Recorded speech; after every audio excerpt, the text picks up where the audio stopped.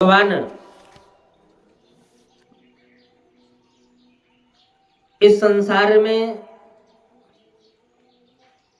भगवान श्री कृष्ण ही एक आश्रय हैं। भगवान राम ही एक आश्रय हैं। सुख के अभिलाषी लोग सुख की आशा से जब इस संसार में मरु मारीचिका में जहां जल नहीं है, उनको लगता है कि यहां जल है, भ्रम प्रतीत होता है, फिर वो मुंह मारते हैं। परंतु जल जब नहीं मिलता तो जल तो मिला नहीं, जल के जगह बालू भर जाती मुंह में, तब उनकी आंखों में खुजली आंखें खुलती है। फिर उसे अपनी भूख का पता लगता है। विचार कर देखो, जगत में सुख कहाँ है, परंतु भूल से दुख को हम सुख मान लेते हैं। जैसे हम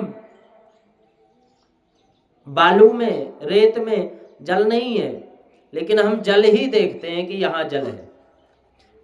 ठीक इसी प्रकार जहाँ इस संसार को जहाँ दुखालय है ये, और हम दुखालय में ही सुख को ढूंढना प्रारंभ कर देते हैं।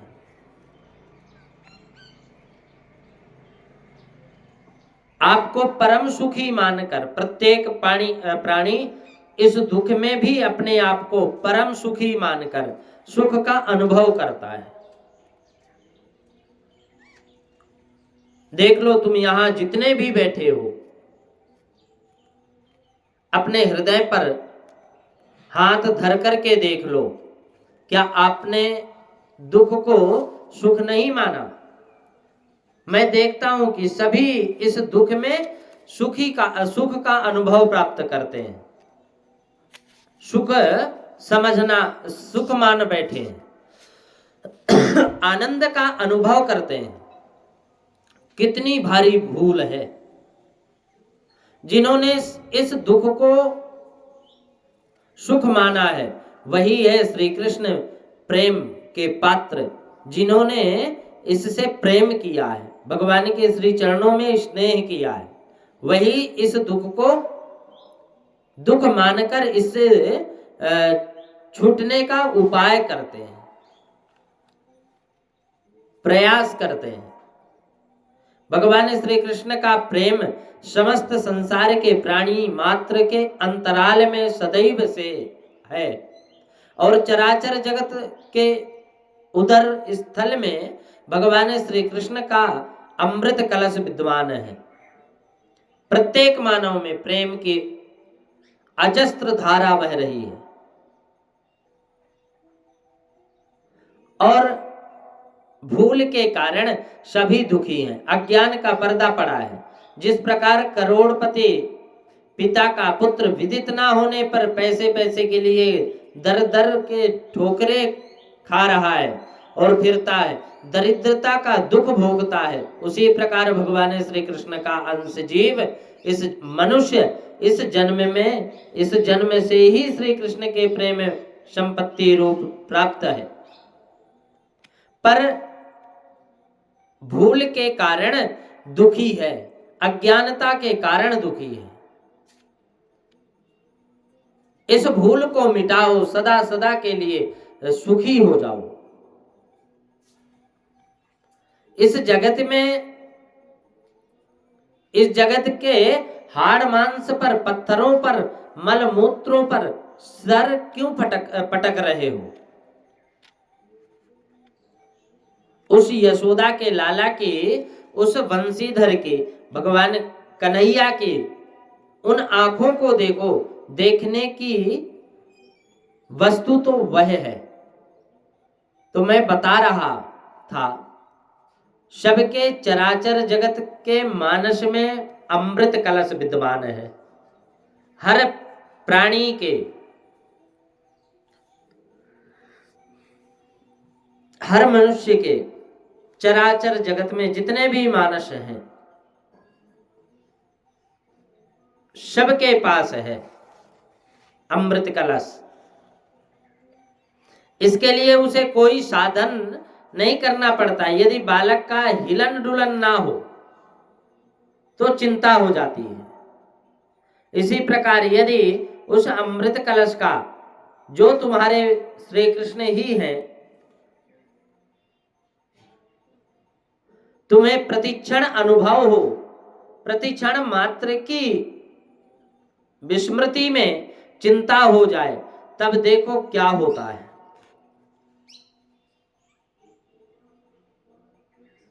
तब देखो क्या होता है। मैं कहता हूं कि अगर बहिरंगता को त्याग कर बाहर के बाहर के जो हमारे रंग रूप है, हम इनको त्याग करके अंतर्मुख हो जाए, अंतर्मुख हो जाए, तो देखो वही तुम्हारे अंतर में ही सरकार विराजमान है, भगवान विराजमान है। और वही उसको, उनको अपनी कहानी सुनाओ। भगवान को दुनिया को बताने से अच्छा भगवान को सुनाओ। हमने तुम्हारी प्रशंसा सुनी है, तुम सबसे मिलते हो, बस सबकी सुनते हो, संतों के मुख से सुना है, भक्तमाल में भी पढ़ा है, तुमने कभी किसी को निराश नहीं किया। शत्रु को भी मिले तो मीरा को भी मिले, सूरदास को भी मिले, तुलसी को मिले, जानने ना जाने किस किस संतों से मिले, अपने भक्तों से मिले, और भी मिलते हो। इसी आशा को लेकर मैं भी चला आया, और पर कुछ संदेह हो रहा है।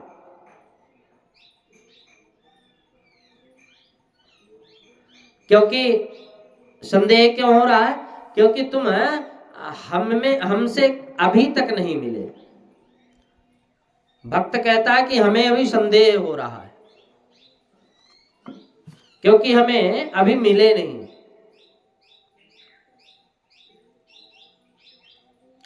क्या हमसे आप नहीं मिलोगे? भगवान से भक्त कहता है, वो बड़े ही उदार हैं, भगवान परम उदार हैं, उनसे रहा ही नहीं जाता। और तनिक कहकर देखो, थोड़ा सा कह करके देखो, मिलन की सांझ संजो कर प्रतीक्षा तो करो। काम क्रोध मद मोह लोभ को, सांसारिक सुखों को त्याग कर भगवान के श्री चरणों के सुख का तो अमल करो।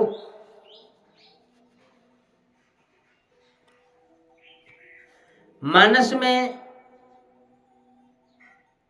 रखे कलश पर पर्दा पड़ा है, और वह आवरण ही उसे देखने नहीं देता। यह आवरण क्या है? कामना के आवरण को उसे ढंग रखा है, उसे पूरा अच्छी तरह से ढक के रखे हैं। क्या त्यागी, क्या वैरागी, क्या सन्यासी, सभी ने इसके आगे घुटने टेक दिए। हाथी भी इसके वश में है। जब हाथी पकड़ता है, हाथी पकड़ना होता है तो काष्ठ की हथनी बनाकर रख देते हैं, और हाथी उसके मुंह में आकर अपने आप को बंधन में डाल लेता है।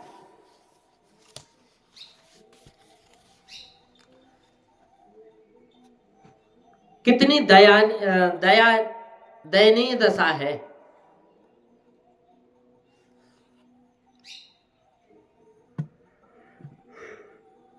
दम घुटने लगता है तो दुधारी तलवार से नहीं घबराते। जो अकेले सहस्त्रों का सामना करने का बल रखते हैं, संसार में जिनका आतंक छा जाता है, वह भी स्त्री के चरणों में मत्था टेकते हैं। इस काम से पीछे छुड़ाओ, इस कान से पीछा छुड़ाओ। कैसे छूटे? तो कहते हैं कि महापुरुषों की शरण में जाओ, महापुरुषों की शरण में जाओ और उनके अंदर में घुस जाओ। बस उससे छूटने का एक ही मात्र उपाय है। और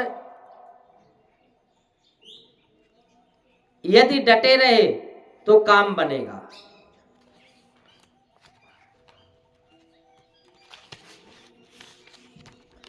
जीवन का आनंद ही तब है जब भगवान श्री कृष्ण की दृष्टि पड़ जाए। मिट्टी है, ये सब मिट्टी है। विचार कर देखो, जिसे तुम इतनी ललायची आंखों से देखते हो ना,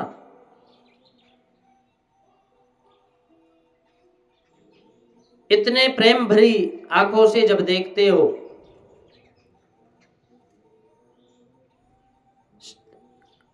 आपको उसके अवगुणों का भान नहीं होता। फिर मिट्टी है ना, तो विचार करके देखो कि जिसे तुम इतनी ललचाई आंखों से देखते हो, यह सब मिट्टी है। मिट्टी भी भला कोई देखने की चीज है? कुम्हार एक ही मिट्टी से कई प्रकार के बर्तन बनाते हैं। भगवान एक ही मिट्टी से कई प्रकार के बर्तन बना देते हैं। उसके नाम भी कई प्रकार, अलग अलग प्रकार के रख देते हैं। स्वर्णकार भी विभिन्न प्रकार के जेवर बना देते हैं, भिन्न भिन्न प्रकार के बनाते हैं। सब अंत में मिट्टी व स्वर्ण ही है। इसी प्रकार विधाता ने भी इस मिट्टी से किसी को कुत्ता बना दिया, तो किसी को सुअर बना दिया, किसी को गधा बना दिया, किसी का मन मचला है। फिर यहां सब कुछ बने हैं।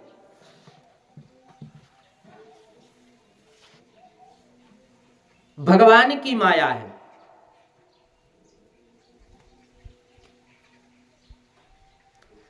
हम और तुम भी इसी मिट्टी के बने हुए हैं। कुत्तों को देखकर क्या किसी का मन मचलता है? फिर स्त्री को देखकर क्यों? तो कहते हैं कि मेरे भाई, इस प्रकृति राज्य से ऊपर उठकर देखो। इसमें तुम सबकी खोज करते हो प्रभु में, कि कहां मिलेगा प्रभु, तो सुख कहां मिलेगा? कन्हैया के श्री चरणों में, वहां सुख का आनंद का सागर लहरा रहा है। गोते लगाओ। नदी का सागर में मिलकर सदा के लिए बहना बंद हो जाता है। तुम भी अपने सागर से जाकर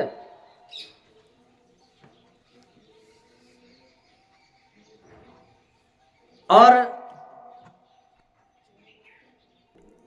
भगवान के श्री चरणों में सुख सागर लहरा रहा है, आनंद का सागर लहरा रहा है। गोते लगाओ, बस सारी समस्याओं का हल हो जाता है।